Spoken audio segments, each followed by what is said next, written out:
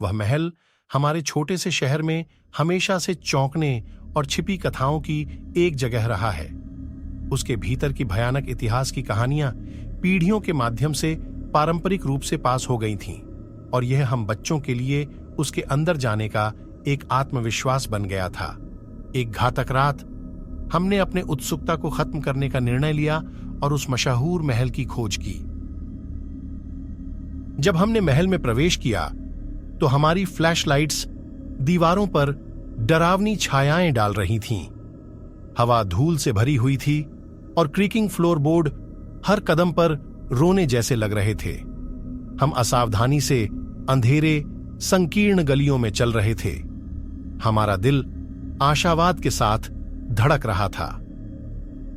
फिर हमने उसे पाया, हमारे सपनों में डराने वाली सीढ़ी को। यह एक सर्पिल सीढ़ी थी जो ऊपर और नीचे बिना सीमा के बढ़ने लगी। यह तर्क का उल्लंघन करती थी क्योंकि महल केवल 3 मंजिल उच्च था। फिर भी सीढ़ी ऐसी लगती थी मानो वह अनंत है। उत्सुकता और भय ने हमें सीढ़ियों पर चढ़ने के लिए प्रेरित किया। हम धीरे धीरे बढ़ते गए। हमारी फ्लैशलाइट्स ने केवल अंधकार में गायब होने के अलावा कुछ नहीं दिखाया। मिनटों के साथ घंटे बीतने लगे जैसे जैसे हम चढ़ते गए, लेकिन हम सीढ़ियों के अंत को नहीं देख सकते थे। हमारे मन में कुछ बड़ी बातें चल रही थीं, जैसे कि कुछ बहुत ही गलत हो रहा है।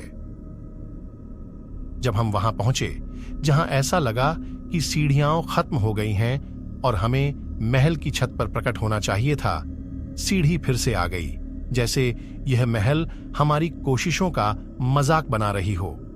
बेहद आवश्यकता के साथ डिस्परेशन ने हमें पकड़ लिया और हम अपनी कदम वापसी करने का प्रयास किया, लेकिन हमारे पीछे की सीढ़ियां गायब हो गईं।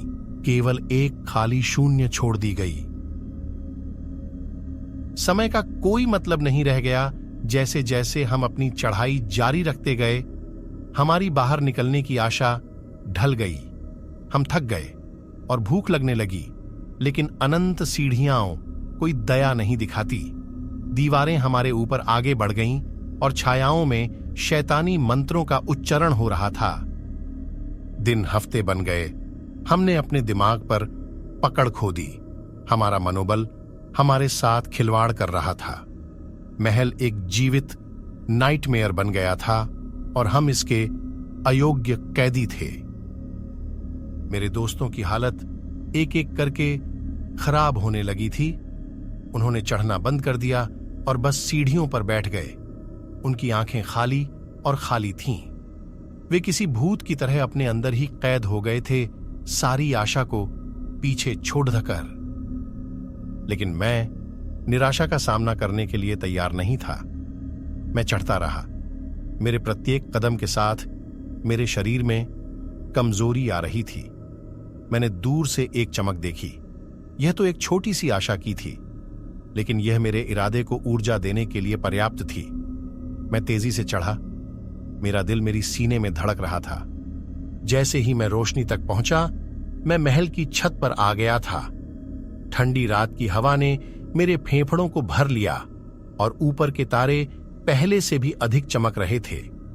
मैं मुक्त था और महल और उसकी अनंत सीढ़ियां पीछे छूट चुकी थीं। उस महल के सपने आज भी मुझे डराते हैं।